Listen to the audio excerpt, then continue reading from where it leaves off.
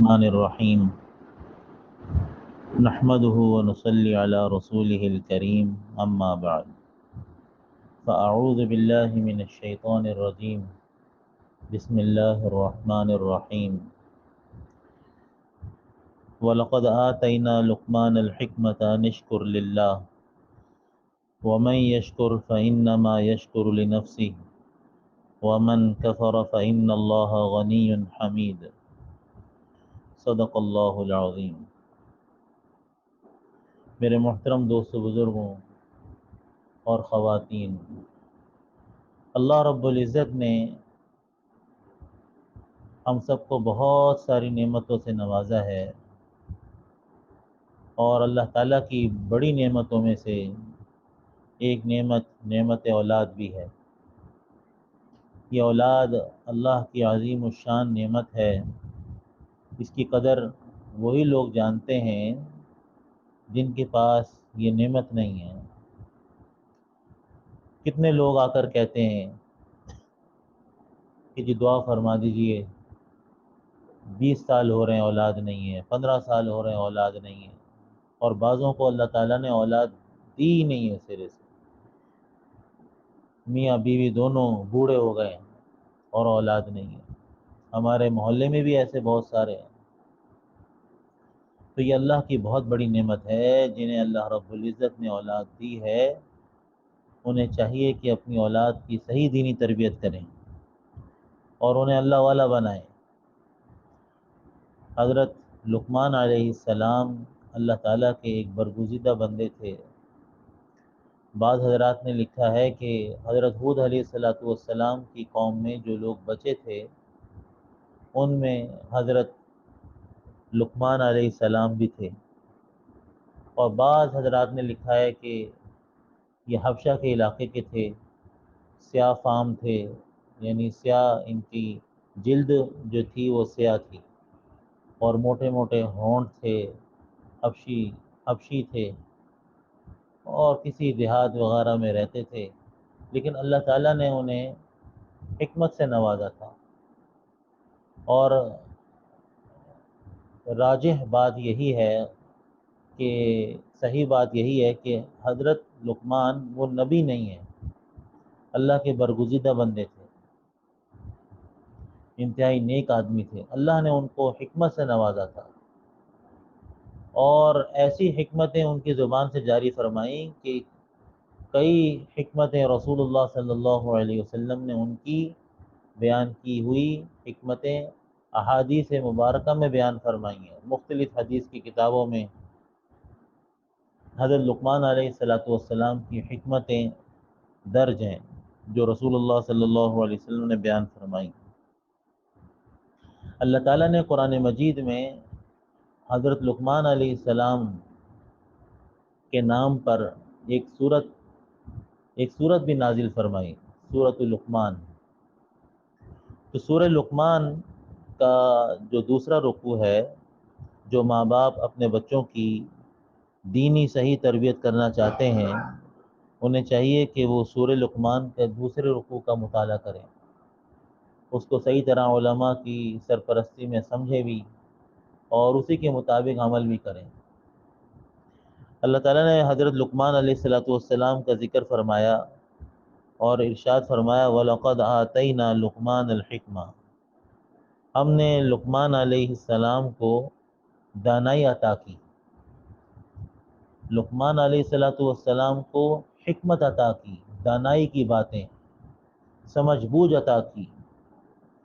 اور لقمان علیہ السلام کو یہ چیز اللہ نے کیوں عطا فرمائی؟ انشکر للہ،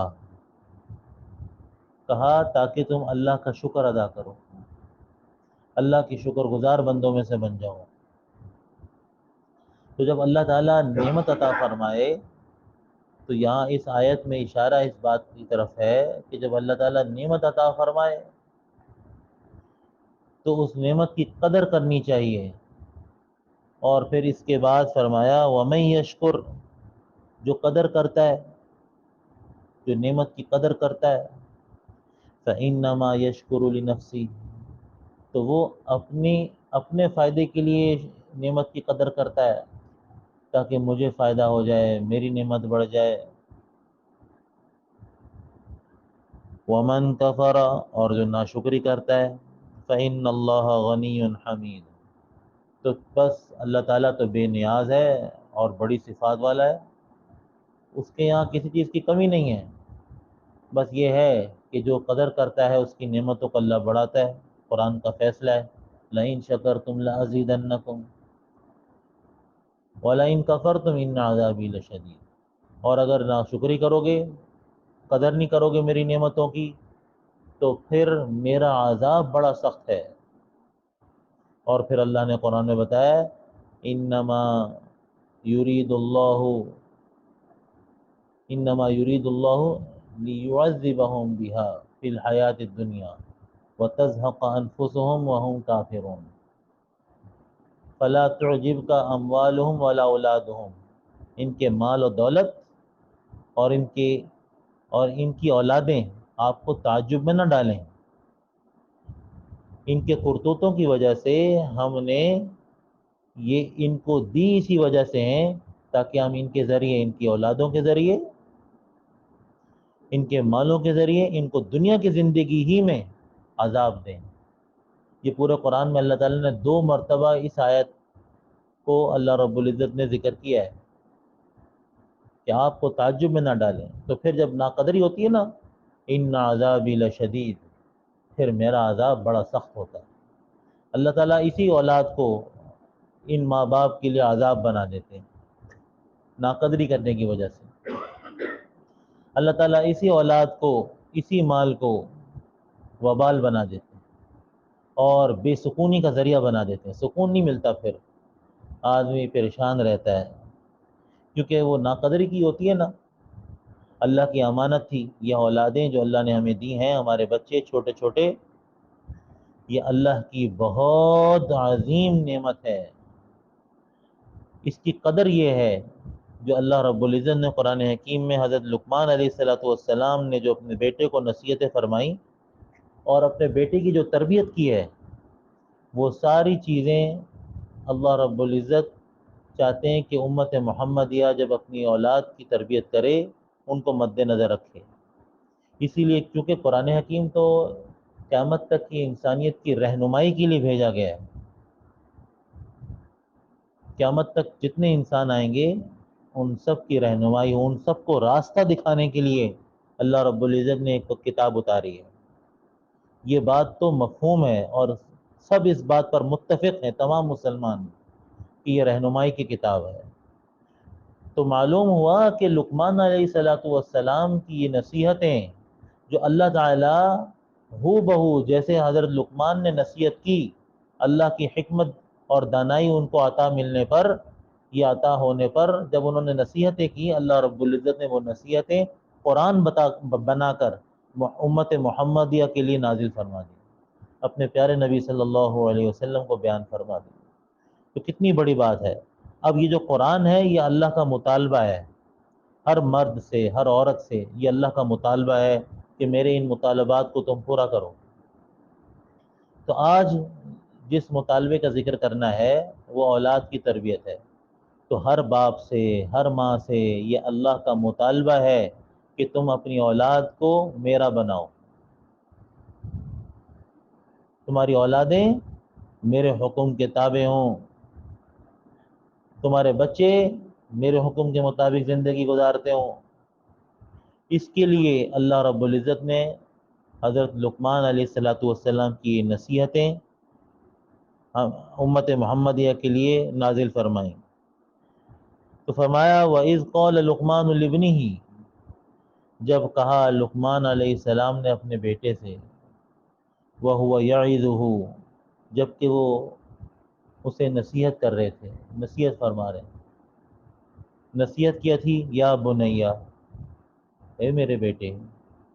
یا ابنی نہیں فرمایا، ابنی، ابن کہتے ہیں بیٹے کو، لیکن ابن تو بالغ بھی ہوتا ہے، بڑا بھی ہوتا ہے۔ ہو سکتا ہے کہ اگر باپ کی عمر لمبی ہو تو بیٹا بوڑھا بھی ہو چکا ہو، 60-65 سال اس کی عمر ہو، باپ بھی زندہ ہے۔ تو قرآن کہتا ہے یا بنیا، لقمان علیہ السلام اپنے چھوٹے سے بیٹے سے یا بنیہ میرے چھوٹے سے بیٹے، لا تشرک باللہ اللہ کے ساتھ کسی کو شریک نہ کرنا۔ اور آج ہم کیا کہتے ہیں، یہ شرک کی باتیں بچوں کو بتانا، یہ کوئی ابھی تو ان کی کھیلنے کی عمر ہے، نہیں نہیں نہیں۔ دیکھیں چھوٹے سے بیٹے، میں نے پہلے ہی آپ کو بتا دیا، یا بنیہ میرے بیٹے، یا بنیہ لا تشرک باللہ اللہ کے ساتھ کسی کو شریک مت ٹھہرانا، کیونکہ دعوت اللہ ہی کی طرف ہے ہر چیز۔ یہ حج بھی اللہ کی طرف بلاتا ہے، یہ نماز بھی اللہ کی طرف بلاتی ہے، یہ روزہ بھی اللہ کی طرف بلاتا ہے۔ اللہ کیا کہتے ہیں روزے کے بارے میں؟ الصوم لی، یہ روزہ میرے لیے ہے، وانا اجزا بھی، اس کا بدلہ میں خود ہوں، میں مل جاؤں گا، اس نے میرے لیے رکھا نا، یہ روزہ میرے لیے ہے۔ الصوم لی، تو روزہ بھی اللہ کی طرف بلا رہا ہے۔ یہ زکوٰۃ ہے، یہ زکوٰۃ بھی اللہ کی طرف بلاتی ہے۔ غیر اللہ کے نام پر کوئی زکوٰۃ دے تو وہ تو ادا ہی نہیں ہوگی۔ اور یہ کلمہ اشہد ان لا الہ الا اللہ، یہ بھی لا الہ الا اللہ اللہ کی طرف بلاتا ہے۔ اللہ تعالیٰ فرماتے ہیں الا لہ الخلق، خبردار آگاہ رہو کہ جتنی مخلوقات ہیں، پیدا کی ہوئی چیزیں ہیں، یہ سب میری بنائی ہوئی ہیں۔ الا لہ الخلق والامر، ان پر حکم بھی صرف میرا چلتا ہے۔ ماذا خلقوا فی السماوات والارض، آسمان اور زمین میں جن کو تم پکارتے ہو، والذین تدعون من دونہ، جن کو اللہ کو چھوڑ کر تم جن کو بھی پکارتے ہو، دور سے پکارتے ہو، انہوں نے بنایا کیا ہے مجھے بتاؤ؟ آسمان، زمین، ستارے، سورج، پہاڑ، دریا، ندی، دریا، مچھلیاں، مخلوقات، پرندے، پتے، انڈے انہوں نے بنائے۔ انڈے کا چھلکا نہیں بنا سکتے، ایک بال نہیں بنا سکتے، ایک گلا ہوا، ایک سوکھا ہوا پتا نہیں بنا سکتے۔ لہو دعوت الحق، ساری دعوت اللہ ہی کے لیے ہے۔ والذین یدعون من دونہ، اور اللہ کو چھوڑ کر یہ جس کو پکارتے ہیں، لا یستجیبون لہم، یہ بالکل ان کو جواب نہیں دیتے۔ لا یستجیبون لہم بشیء، کسی بات کا کوئی جواب نہیں دے سکتے۔ بشیء فرمایا، کسی بات کا کسی طرح بھی کوئی جواب نہیں دے سکتے، یہ قرآن کہہ رہا ہے۔ یہ میں مفسرین کے اقوال نہیں بتا رہا ہوں آپ کو، سیدھا سیدھا ترجمہ کر رہا ہوں۔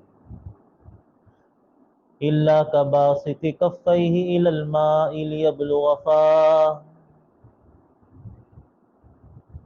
ان کو پکارنا اور ان کی مدد کرنا کیسا ہے کہ جیسے کوئی آدمی اپنے ہاتھ پھیلائے پانی کی طرف، کباسط کفیہ الی الماء، اور پانی دور رکھا ہوا ہو، لیبلغ فاہ، اور منہ کھول لے اور کہ آ جا میرے منہ میں آ، ایسے آ کر کے منہ کھولے۔ یہ قرآن کی مثال ہے۔ آ کیسے منہ پوڑا کھولتا ہے، جیسے ڈاکٹر بچے کا گلا دیکھنے کے لیے کھولواتا ہے نا منہ، کہتے ہیں آ کرو، تو ایسے کر کے منہ کھولے کہ پانی میں، اور ایسے کر کے بلائے، اشارہ کرے پانی کو، دونوں ہاتھ پھیلائے اور پانی کی طرف اشارہ کرے، آ جا میرے منہ میں آ، کباسط کفیہ الی الماء لیبلغ فاہ وما هو ببالغ، جتنا مرضی آواز دے دے پانی کو، پانی اس کے منہ میں آئے گا ہی نہیں۔ وما هو ببالغ وما دعاء الکافرین الا فی ضلال، اور کافروں کی دعائیں، ایسے کافروں کی دعائیں، اللہ جو غیر اللہ کو پکارتے ہیں ان کو قرآن کافر کہتا ہے، اور کافروں کی دعائیں سوائے اس کے اور کچھ نہیں کہ ان کی دعائیں بھٹکتی پھرتی ہیں، الا فی ضلال، سوائے گمراہی کے اور کچھ نہیں۔ والذین یدعون من دونہ لا یقضون بشیء، اللہ کو چھوڑ کر، یہ اگلی آیت ہے، جس کو یہ پکارتے ہیں وہ کسی قسم کا کوئی فیصلہ نہیں کر سکتے، سب آ گئے، اس میں بزرگان دین بھی آ گئے، جتنے لوگ اس دنیا سے فوت ہو چکے ہیں، اموات غیر احیاء، سب مر چکے ہیں، وہ زندہ نہیں ہیں، اموات غیر احیاء۔ ہاں، توحید کا مطلب یہ نہیں ہے کہ ہم بزرگوں کی شان میں گستاخیاں کریں، بعض لوگوں نے یہ بڑی غلط حرکت کی ہے، اللہ والوں کی شان میں گستاخیاں کرنا، مرحوم اللہ والے جتنے اس دنیا سے رخصت ہو گئے ان کو برا بھلا کہنا، نعوذ باللہ من ذالک، اللہ سے ہم پناہ مانگتے ہیں اس بات۔ ان کی شان، وہ تو اللہ والے لوگ تھے، لیکن لوگوں نے ان کے مزاروں کو، ان درگاہوں کو اپنے مانگنے کی جگہ بنا لیا اور ان سے سوالات کرنا شروع کر دیے کہ یہ ہماری بگڑیاں بنائیں گے، خالص شرک ہے۔ دور سے ان کو پکارنا شروع کر دیا کہ وہ علم غیب جانتے ہیں، قل لا املک لکم ضرا ولا نفعا، آپ ان سے کہہ دیں کہ میں تمہارے لیے نہ کسی قسم کا نفع نہ کسی قسم کا نقصان کا مالک نہیں ہوں، ذرا بھی اختیار نہیں رکھتا، ولا اعلم الغیب، اور میں غیب کی باتوں کو بالکل نہیں جانتا۔ آپ صاف صاف کہہ دیں، کیا قرآن مذاق کرنے کے لیے آیا تھا؟ یہ قرآن تواضع کے لیے آیا تھا؟ تواضع، قرآن تواضع کرتا ہے؟ اللہ تواضع سے پاک ہے؟ قرآن عاجزی اور انکساری کے لیے آیا تھا کیا؟ یہ عاجزی انکساری نہیں ہے، یہ دھوکہ ہے۔ قرآن میں عاجزی انکساری نہیں ہے، قرآن تو المتکبر، تکبر والے اللہ کا کلام ہے، جو بڑا ہے، جو قہار ہے، جو جبار ہے، وہ عاجزی نہیں ہے، وہ عاجزی سے پاک ہے۔ اس نے صاف صاف دو ٹوک فرمایا کہ آپ کہہ دیں ان سے کہ میں غیب کا علم نہیں جانتا۔ تو پتہ چلا کہ جب رسول اللہ صلی اللہ علیہ وسلم کو جو بات بھی غیب کی پتہ چلتی ہے وہ اللہ کے بتانے سے پتہ چلتی ہے۔ تو جب حضور صلی اللہ علیہ وسلم غیب کی بات نہیں جانتے تو حضور صلی اللہ علیہ وسلم کے بعد کون ہے جو غیب کی بات جانتا ہو؟ کون ہے جو نفع اور نقصان کا مالک ہو، اختیار رکھتا ہو نفع اور نقصان پر؟ تو فرمایا اپنے بیٹے سے، یا بنی لا تشرک باللہ، سب سے پہلی تربیت اپنے بچوں کی انہیں اللہ سے ڈرانا ہے، اللہ سے ڈرانا ہے۔ حضرت سہیل تستری رحمۃ اللہ علیہ، یہ بہت بڑے بزرگ بنے، بہت بڑے اللہ والے۔ یہ کیسے بنے؟ ان کے ماموں وہ اللہ والے تھے، ماموں کے پاس رہتے تھے، کسی وجہ سے رہتے ہوں گے، تو ماموں نے کہا، عمر تھی ان کی 4-5 سال، کہ بیٹا تم اللہ کو یاد کیا کرو۔ تو کہنے لگے، ماموں جان میں کیسے اللہ کو یاد کروں؟ تو کہا کہ بیٹا یہ کہا کرو، اللہ دیکھ رہا ہے۔ تو کتنی دفعہ کہا کروں بیٹا؟ جب سونے لگو نا تو 3 دفعہ کہا کرو، اللہ دیکھ رہا ہے، اللہ دیکھ رہا ہے، اللہ دیکھ رہا ہے، 3 دفعہ کہا۔ جب کچھ دن گزر گئے اور بچے کو عادت ہو گئی، ہر رات کو روزانہ لیٹتے وقت سونے کی دعا جو مسنون ہے وہ پڑھتا اور یہ کہتا اللہ دیکھ رہا ہے۔ پھر کچھ دنوں بعد کہا کہ بیٹا اب 5 دفعہ کہا کرو، پھر کہا بیٹا 7 دفعہ کہا کرو، کرتے کرتے پھر کہا بیٹا روزانہ سونے سے پہلے 11 دفعہ کہا کرو، اہتمام سے، بار بار بار بار۔ تو اللہ رب العزت کی ذات عالی کا عجیب و غریب دھیان ہر آن ہر گھڑی نصیب ہو گیا۔ اسی کی برکت تھی کہ بس 6 سال کی عمر میں قرآن مکمل حفظ ہو گیا اور سہیل تستری بنے۔ ان کے واقعات ہیں جو کتابوں میں درج ہیں، سہیل تستری رحمۃ اللہ علیہ۔ تو یوں اللہ کی بڑائی، اور میں اور آپ بھی اس کو آزما کے دیکھ لیں، اپنے بچوں کو وقتاً فوقتاً اللہ کی یاد دلائیں، اللہ کا تذکرہ کریں۔ جی ہاں، کیا یاد دلانا ہے؟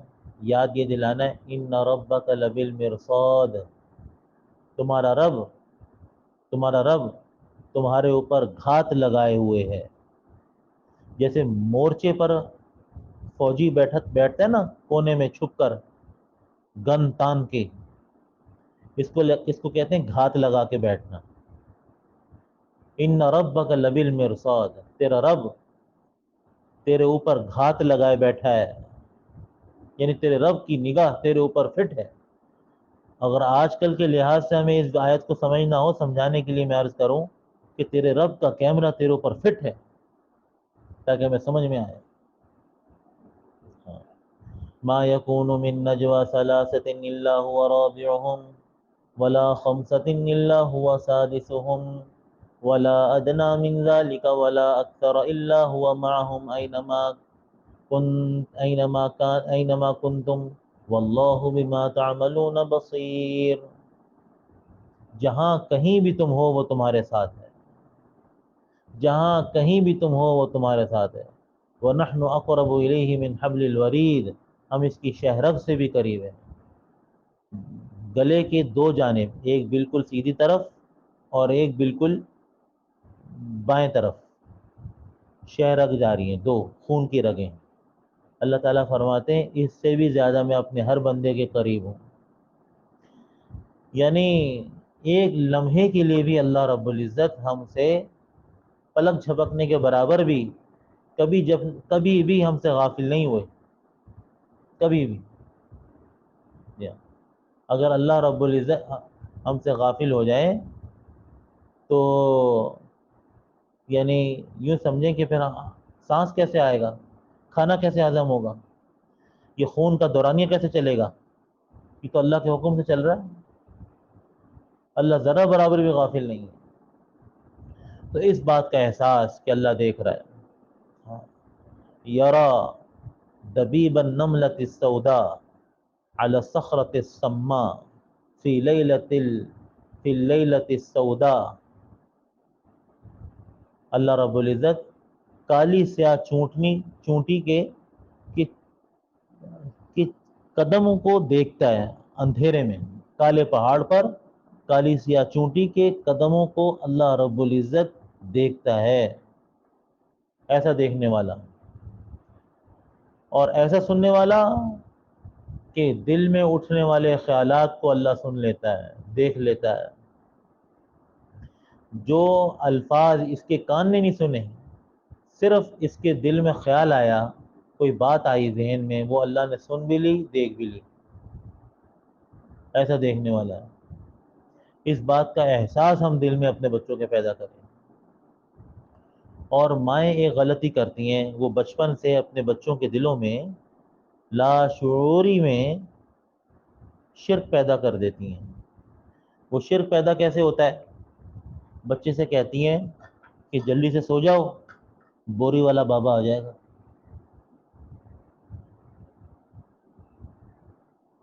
بعض کہتی ہیں کہ جلدی سے سو جاؤ، ڈنڈے والا بابا آ جائے گا، چوکی دار آ رہا ہے، سیٹی والا بابا آ رہا ہے.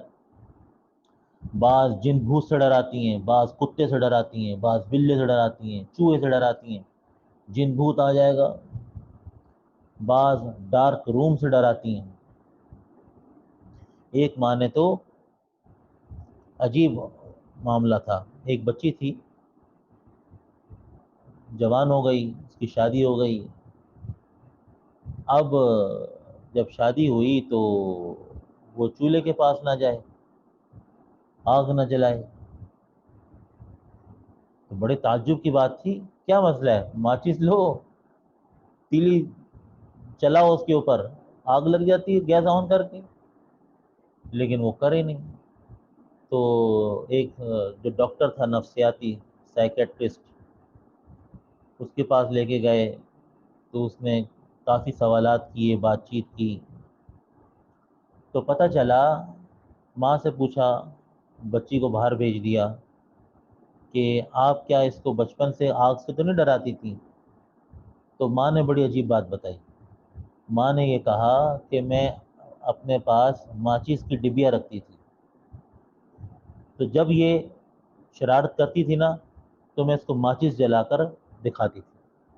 کبھی آگ جو ہے وہ کاغذ جلا کر اس کو دکھاتی تھی کہ دیکھو کاغذ میں نے جلایا وہ جل گیا، کالا ہو گیا، یہ میں تمہیں لگا دوں گی. مختلف طریقوں سے آگ سے ڈرایا. تو اس کا نفسیاتی اثر یہ ہوا کہ وہ پھر بڑی مشکل سے اس ڈاکٹر نے اس بچی کا علاج کیا، پھر جا کے وہ سیٹ ہوئی. تو پتہ نہیں ہم کتنی چیزوں سے بچوں کو ڈراتے ہیں جس کی وجہ سے بچے بزدل بن جاتے ہیں. تو مسلمان کے دل میں تو صرف اللہ کا ڈر ہونا چاہیے. اگرچہ یہ یعنی مخلوق سے ڈرانا شرک جلی یعنی بڑا شرک جو ہوتا ہے جس سے پکڑ ہے وہ نہیں ہے، شرک خفی ہے، چھوٹا والا شرک، شرک اصغر جسے کہتے ہیں، چھوٹا شرک. شرک اکبر تو یہ ہوتا ہے نا کہ شفا مجھے اللہ کے سوا کوئی اور دے گا، فلاں بت دے گا، فلاں قبر والا دے گا. یہ شرک اصغر ہے. اکبر ہے بڑا شرک. چھوٹا شرک کیا ہے؟ یار نہاری کھائی تھی نا، پیٹ خراب ہو گیا. بھائی اگر نہاری سے پیٹ خراب ہونا تھا تو تمہارے بہن بھائیوں نے بھی تو کھائی ہے، ان کا کیوں نہیں ہوا؟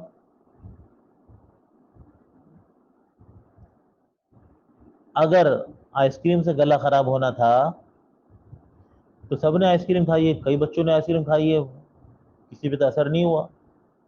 تو معلوم یہ ہوا کہ اصل ذات اللہ رب العزت کی ذات عالی ہے.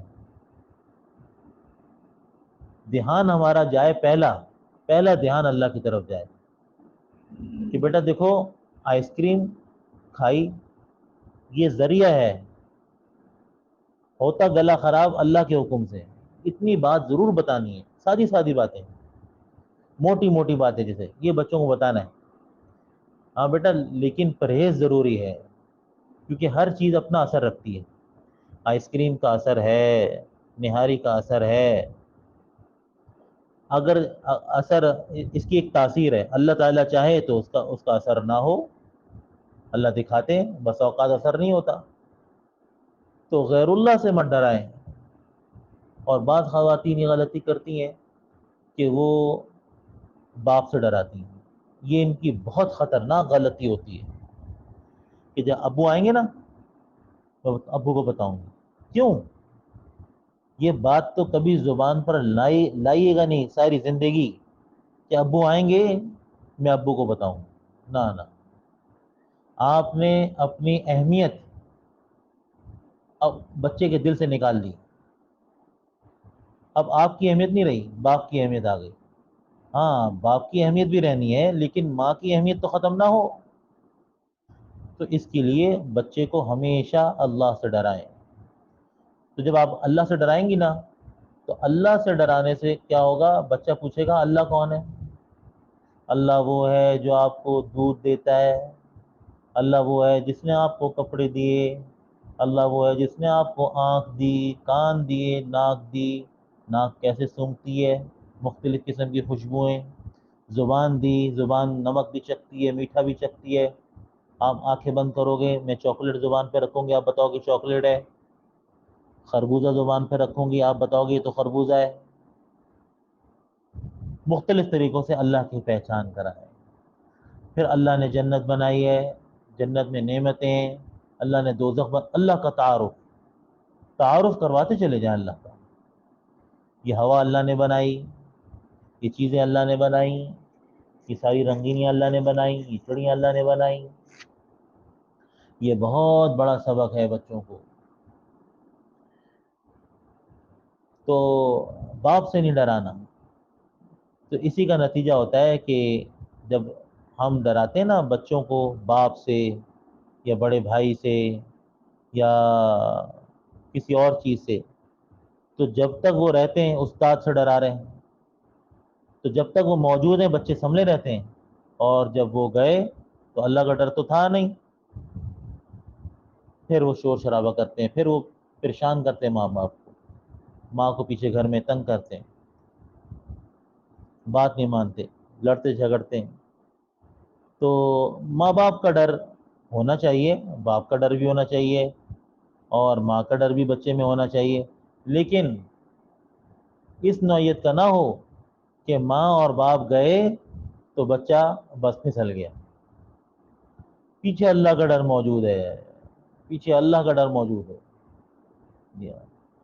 اب اس کا مطلب یہ بھی نہیں ہے کہ باپ کا احسان, باپ کی شکر گزار نہ بنے. بھائی ہم باپ کی شکر, ہم تو اللہ کی شکر گزاری کریں گے. نہیں, حدیث شریف میں آتا ہے من لا یشکر الناس لا یشکر اللہ. جو لوگوں کا شکر ادا نہیں کرے گا وہ اللہ کا بھی شکر ادا نہیں کرے گا. تو بچے کو اللہ کی یاد دلانی چاہیے ہر معاملے میں. تو دیکھو بیٹا, اللہ کا شکر ادا کرو, اپنے والد کا شکر ادا کرو, جزاک اللہ کہو, اور اپنی والدہ کا شکر ادا کرو, جزاک اللہ کہا کرو. جی ہاں. اب جب یہ ناشکری کب پیدا ہوتی ہے؟ ناشکری اس وقت پیدا ہوتی ہے کہ جب بچوں کو عادت نہیں ڈالی جاتی جزاک اللہ کہنے کی. دیکھیں, تھینک یو کہنا اور تھینک یو ویری مچ کہنا, تھینکس کہنا, یہ گناہ کی چیز نہیں ہے, لیکن یہ ہمارے یہ دینی تربیت کی چیز نہیں ہے. گناہ کی چیز بھی نہیں ہے, لیکن ساتھ ساتھ یہ دینی چیز بھی نہیں ہے کہ جس پر آپ کو اجر و ثواب ملے. آپ کہیں جزاک اللہ, جزاک اللہ جس نے کہا اس نے حق ادا کر دیا دینے والے کا, اور بہت بڑی دعا دے دی کہ اللہ آپ کو اس کا اجر دے. اور شکریہ کہیں, اور جزاک یعنی شکریہ کہنا ایسا ہے کہ آپ نے دینے والے کو گویا کہ یہ کہہ دیا کہ اللہ آپ کو اس کا بدلہ عطا فرمائے, اور میں آپ کی دی ہوئی چیز کی قدر کرتا ہوں. معنی بھی بتائیں بچوں کو. آج بچوں کو جزاک اللہ اور شکریہ کہنے کی عادت نہیں ہوتی. ٹافی لی بس لے لی, جزاک اللہ اور شکریہ کی آواز آگے سے نہیں آتی. آپ نے بچے کو آئس کریم دلائی, شکریہ جزاک اللہ کہنے کی آواز نہیں آتی. یہ مسلمانوں کے جملے ہیں, یہ رسول اللہ صلی اللہ علیہ وسلم کی سکھائی ہوئی تعلیمات ہیں. تو یہ بچوں کو عادت ڈالنی چاہیے. ایک گھرانے میں تو یہ دیکھا کہ بچے دسترخوان پر بچے نے چمچہ پکڑا تو جس نے پکڑایا اس کو کہا جزاک اللہ. پھر ایک نے دوسرے کو سالن پکڑایا تو اس نے کہا جزاک اللہ. پھر کسی نے اس کو روٹی دی تو اس نے کہا جزاک اللہ, شکریہ. تو کہنے والے نے کہا کہ جی آپ نے تو ماشاءاللہ بڑی محنت کی ہوئی اپنے بچوں پر, ایک دوسرے کو جزاک اللہ بار بار کہہ رہے ہیں, شکریہ کہہ رہے ہیں, کیا ماحول ہوگا, کیا خوبصورت ماحول. تو کہنے لگے جن کے بیٹے تھے, انہوں نے کہا کہ میں نے کوئی محنت نہیں کی ان کے اوپر. کیا کہ شروع ہی سے میری بیوی نے جب مجھے کوئی چیز دی میں نے اس کو کہا جزاک اللہ بہت بہت شکریہ, اور جب میں نے اس کو کوئی چیز دی تو اس نے کہا جزاک اللہ بہت بہت شکریہ. تو بچوں نے ساری زندگی یہی دیکھا. تب جب کوئی چیز کسی کو دیتا ہے کہتے جزاک اللہ بہت بہت شکریہ, جزاک اللہ بہت. تو احساس ہوتا ہے کہ کسی نے کوئی چیز دی ہے تو شکر کی کیفیت پیدا ہوتی ہے. آج ناشکری کے جملے جو عورتوں کے اندر پیدا ہو رہے ہیں, مردوں میں پیدا ہو رہے ہیں, بچوں میں پیدا ہو رہے ہیں, اس کی وجہ یہی ہے کہ ایک دوسرے کا شکریہ ادا نہیں کرتے. اور محدثین نے بڑی عجیب بات بتائی ہے. دیکھیں میں اپنے موضوع پر ہوں, انشکر للہ, آگے آ رہی ہے بات. فَإِنَّمَا وَمَنْ يَشْكُرْ فَإِنَّمَا يَشْكُرُ لِنَفْسِهِ, شکر گزاری والی زندگی گزارنی ہے. تو محدثین نے بتایا کہ اس میں باریکی کیا ہے اس حدیث میں, کہ جو لوگوں کا شکریہ ادا نہیں کرتا وہ اللہ کا بھی شکر گزار نہیں بنتا. وہ وجہ یہ ہے کہ جب جو شخص نعمت دیتا ہوا نظر آ رہا ہے, جب یہ اس کا شکریہ ادا نہیں کرے گا تو جو ذات نعمت دیتی ہوئی نظر نہیں آ رہی اس کا شکریہ کیوں ادا کرے گا. جو نعمت دیتا ہوا نظر آ رہا ہے اس کا شکریہ ادا نہیں کر رہا, تو جو نعمت دیتا ہوا نظر نہیں آ رہا اس کا شکریہ ادا کیوں کرے گا. اس وجہ سے تاکہ یہ بندہ اور یہ بندی جو ذات ساری نعمتیں دے رہی ہے، اللہ سبحانہ و تعالیٰ کی ذات، اس کے شکر گزار بن جائیں۔ اس وجہ سے کہا کہ جو کوئی تمہیں کوئی نعمت دے، کوئی ہدیہ دے، تو کہو جزاک اللہ، بہت بہت شکریہ آپ کا، اللہ آپ کو جزائے خیر عطا فرمائے۔ یہ اور پھر فرمایا ان الشرک لظلم عظیم، بیٹا شرک نہ کرنا، کیونکہ شرک یہ بہت بڑا جرم ہے، ظلم عظیم ہے، بہت بڑا ظلم ہے۔ یہ ان اللہ لا یغفر ان یشرک به ویغفر ما دون ذلک لمن یشاء، قرآن کا اعلان ہے کہ جو اس حال میں مرا کہ وہ اللہ کی ذات عالی کے ساتھ کسی کو شریک کرتا تھا، شرک کرتا تھا، تو اللہ تعالی شرک تو معاف نہیں کرے گا۔ کیا مطلب؟ خلود فی النار، ہمیشہ ہمیشہ کے لیے آگ میں۔ وَيَغْفِرُ مَا دُونَ ذَلِكَ لِمَن يَشَاءُ، اور جس کے لیے چاہے گا، شرک کے علاوہ ہر گناہ معاف کر دے گا جس کے لیے چاہے گا۔ گارنٹی نہیں ہے کہ سب معاف ہو جائے گا۔ جہنم میں جائے گا، پھر ایک عرصہ بھگتنے کے بعد پھر واپس آئے گا، اور وہ کب آئے گا؟ اتنا لمبا عرصہ ہے، یوں سمجھ لیں کہ گویا کہ ہمیشہ کے لیے جہنم کی آگ میں گیا، اتنا لمبا عرصہ ہے۔ تو بتائیں ہمیشہ ہمیشہ کی مدت کتنی زیادہ ہوتی ہے؟ رہے گا نہیں ہمیشہ ہمیشہ، کیونکہ ان لمیٹڈ رہنا ہے نا جہنم میں۔ تو ان لمیٹڈ کے سامنے جو لمٹ ہی نہیں ہے کسی مدت کی، اس کے سامنے تو 10 ارب سال بھی ہوں تو وہ بھی صفر کی طرح ہی ہے، کیونکہ آگے ان لمیٹڈ ہے نا، تو بہت لمبی سزا ہے۔ تو کبھی یہ شیطان دل میں خیال بھی نہ لائے کہ ایک نہ ایک دن تو جہنم سے نکل ہی جائیں گے نا، ہم جنت میں چلے جائیں گے، یہ کبھی خیال بھی نہ آئے گا آپ کو، اور آئے تو استغفر اللہ پڑھیں اور گناہوں سے بچیں۔ پھر فرمایا وَوَصَّيْنَا الْإِنسَانَ بِوَالِدَيْهِ، ہم نے انسان کو وصیت کی، نصیحت کی۔ کیا نصیحت کی؟ کہ اپنے والدین کے ساتھ اچھا سلوک کرنا۔ حملتہ امہ وہنا علی وہن، ماں نے اسے اپنے پیٹ میں اٹھایا کمزوری کے بعد کمزوری پر۔ وفصالہ فی عامین، پھر 2 سال تک دودھ پلانے کی مدت۔ ان اشکر لی ولوالدیک، پھر آ گئی بات شکر کی، فرمایا کہ شکر ادا کر میرا اور اپنے ماں باپ کا۔ ان اشکر لی ولوالدیک، میرا شکر ادا کر اور اپنے ماں باپ کا شکر ادا کر، اور یاد رکھو الی المصیر، لوٹ کر میری طرف آنا ہے۔ ہم سب اللہ کی طرف لوٹ رہے ہیں۔ دیکھیں نا، محرم آیا وہ گزر گیا، اب سفر آ گیا، تو گزر گیا نا سفر، محرم سفر کے بھی 6-7 دن گزر گئے، اور پھر 14 اگست آئی وہ گزر گئی۔ تو آئے دن مہینے گزر رہے ہیں، دن گزر رہے ہیں، گھنٹے گزر رہے ہیں، ہم قبر کے قریب ہوتے چلے جا رہے ہیں۔ تو فرمایا الی المصیر، میری طرف لوٹنا ہے۔ پھر نصیحت کیا فرمائی حضرت لقمان علیہ السلام نے؟ وَإِن جَاهَدَاكَ عَلَىٰ أَن تُشْرِكَ بِي، اگر یہ ماں باپ اس بات پر تمہیں آمادہ کریں، زور دیں تم پر کہ تم میرے ساتھ کسی کو شریک ٹھہراؤ، کہ شرک کرنے چلو، آج شرک کا ٹائم ہے، فلاں درگاہ چلو، وہاں جا کے مانگ کر آئیں گے،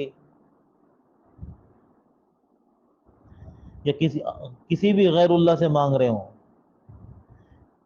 تو کہہ دینا کہ میں شرک نہیں کروں گا، کیونکہ حدیث میں آتا ہے لا طاعۃ لمخلوق فی معصیۃ الخالق، کسی مخلوق کی ذرہ برابر بھی اطاعت اور فرمانبرداری نہیں کی جائے گی اللہ کی نافرمانی کر کے۔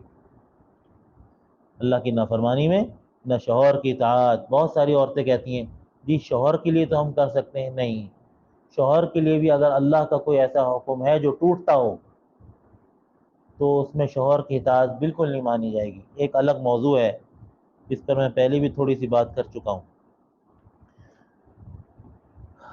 ان تشرک بی ما لیس لک بہ علم، جس کے بارے میں تمہیں علم نہیں ہے، فلا تطعہما، ہرگز ان کی اطاعت نہ کرنا، وصاحبہما فی الدنیا معروفا، دنیا میں ان کے ساتھ اچھا سلوک کرتے رہنا انہی کے ساتھ ہی، لیکن ان کی بات نہیں ماننی اللہ کی نافرمانی کرنے کے لیے۔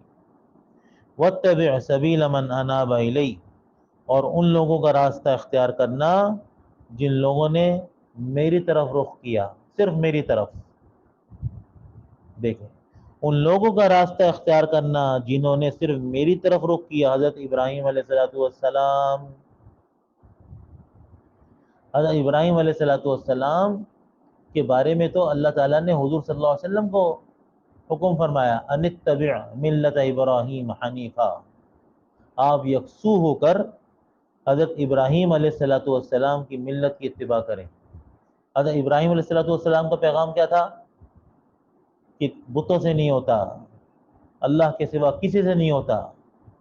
قال یا قوم اعبدوا اللہ ما لکم من الہ غیرہ، اللہ کے سوا تمہارا کوئی کارساز نہیں ہے، اللہ کے علاوہ کوئی تمہارا معبود نہیں ہے جس کی تم عبادت کرو، جس کے آگے تم سجدہ کرو، ایک اللہ ہی کافی ہے۔ الیس اللہ بکاف عبدا، کیا اللہ کافی نہیں ہے اپنے بندے کے لیے؟ کیا اللہ کافی نہیں ہے؟ اللہ قرآن میں کہہ رہا ہے الیس اللہ بکاف عبدا، کہ اے میرے بندے مجھے یہ بتا، کیا میں اکیلا تیرے لیے کافی نہیں ہوں؟ تو ہر مرد اور ہر عورت اللہ کی اس سوال کا جواب دے اللہ کو، الیس اللہ بکاف عبدا، اے میری بندی کیا میں تیرے لیے کافی نہیں ہوں؟ دیکھ، ساری مخلوقات پیدا کی ہوئی میری ہیں، کبھی مچھر کے انڈے میں سے مکھی نکلی ہے؟ کبھی کبوتر کے انڈے میں سے کوہ نکلا ہے؟ کیسا خالق ہے! کیا سارے کے سارے سائنسدان مل کر ایک مکھی نہیں بنا سکتے؟ کیا میں کافی نہیں ہوں؟ کیسا میرا نظام چل رہا ہے! تو اللہ کو چھوڑ کر جو ادھر ادھر منہ مارتے ہیں وہ ذلیل ہوتے ہیں، رسوا ہوتے ہیں، پریشان ہوتے ہیں۔ ثم الی مرجعکم فانبئکم بما کنتم تعملون، پھر تم لوگوں کو میری طرف لوٹ کر آنا ہے، میں ایک ایک بات کے بارے میں بتا دوں گا جو تم کیا کرتے تھے۔ پھر حضرت لقمان علیہ السلام نے کہا یا بنیا، اے میرے بیٹے، انہا ان تک مثقال حبۃ من خردل، کہ دیکھو اگر رائی کے دانے کے برابر بھی، رائی کے دانے کے برابر بھی اگر کوئی چیز چٹانوں میں ہو، فتکن فی صخرہ، یا آسمانوں میں ہو، او فی السماوات، او فی الارض، یا زمین میں ہو، یأتی بہ اللہ، اللہ تعالیٰ اسے کل قیامت کے دن لے آئے گا۔ آج سے 20 سال پہلے دن کے کسی اجالے میں یا رات کے کسی اندھیرے میں کوئی ہلکی سی بھی کوئی حرکت کی تھی نا تم نے، اللہ کل قیامت کے دن اس کو لے آئے گا۔ اللہ سے کوئی چیز چھپی ہوئی نہیں۔ حدیث شریف میں آتا ہے کہ اللہ تعالیٰ کل قیامت کے دن اپنے بندے سے کہیں گے، اے میرے بندے اپنا اعمال نامہ پڑھ، تو وہ اللہ تعالیٰ کے کہنے سے اپنا اعمال نامہ پڑھے گا، جو کچھ ہم کر رہے ہیں اچھے یا برے کام، تو ایک دو صفحے پڑھے گا، اللہ کہیں گے ٹھہر جا، فرمائیں گے حل ظلمک کتبتی، کیا میرے لکھنے والے فرشتوں نے تجھ پر کچھ ظلم کیا ہے؟ وہ کہے گا نہیں کیا یا اللہ۔ اللہ کہیں گے چل آگے پڑھ، پھر آگے پڑھے گا، پھر روکیں گے، پھر فرمائیں گے بتاؤ تمہارے اوپر کوئی ظلم کیا ہے؟ کچھ ایسی چیز زیادہ لکھ دی ہو جو تم نے نہ کی ہو؟ کہنے لگا نہیں۔ کہے گا نہیں اللہ، آپ نے تو، فرشتوں نے کچھ بھی زیادہ نہیں لکھا، جو میں نے کیا تھا وہی لکھا ہے۔ یادداشت بھی دیں گے اللہ تعالیٰ، کیسی بات! اور قرآن کہتا ہے کل قیامت کے دن اللہ کہیں گے اقرأ، پڑھ کتابک، اپنا اعمال نامہ، کفیٰ بنفسک اليوم علیک حسیبا، کہ آج اپنا فیصلہ تو خود کر لے، آج اپنا فیصلہ تو خود کر لے کہ تو جنت میں جائے گا جہنم میں جائے گا. کیسی عجیب بات. اور سورہ کہف آپ ہر جمعے کو پڑھتے ہیں. سورہ کہف میں اللہ رب العزت نے فرمایا وَوَجَدُوا مَا عَمِلُوا حَاضِرًا، اور جو کچھ انہوں نے کیا تھا وہ سب وہاں پر حاضر پائیں گے. جو کچھ کیا تھا سب وہاں حاضر ہوگا. وَوَجَدُوا، اور پالیں گے، ما عَمِلُوا، جو کچھ کیا تھا انہوں نے، حاضرہ، سب حاضر ہوگا وہاں. سورہ کہف. تو یہ نہ سمجھیں کہ ہم آزاد ہیں، جو مرضی آئے دیکھیں، جو مرضی آئے بولیں، جو مرضی آئے سنیں. جی ہاں، سب کچھ لکھا جا رہا ہے. ما يلفظ من قول الا لديه رقیب عتید، منہ سے کوئی جملہ نہیں نکلتا مگر اس پر ایک رقیب تیار ہے، ایک فرشتہ. رقیب اس فرشتے کا نام ہے جو مراقبہ کر رہا ہے، جو نگران ہے. ایک نگران فرشتہ اس کے لکھنے پر مقرر ہے، تیار ہے. یہ منہ سے جملہ نکلا، اس نے لکھ لیا. بچ کے کہاں جاؤ گے؟ پورے روئے زمین پر جہاں بھی دوڑ لو، بھاگ لو، اللہ سے بچ کے جا سکتے ہو کہیں؟ ان اللہ لطیف خبیر، یہ اپنے بچے کو بتا رہے ہیں بیٹا آسمانوں میں کوئی عمل تم نے کیا ہو، زمینوں میں کوئی عمل کیا ہو، کسی بند چٹان میں تم نے کوئی عمل کیا ہو، اللہ کل قیامت کے دن لے کر آئیں گے. ایک حدیث یاد آ گئی. حدیث میں آتا ہے کہ ابن آدم کوئی بھی عمل کرے، کوئی بھی عمل کرے تو اس کا وہ عمل اگرچہ اس نے ایسی چٹان میں کیا ہو، فی صخرۃ لا باب لها ولا قوہ، نہ اس کا کوئی دروازہ اس چٹان کا، نہ کوئی سوراخ، ایسی بند چٹان میں فرض کر لیں اس نے عمل کیا ہے.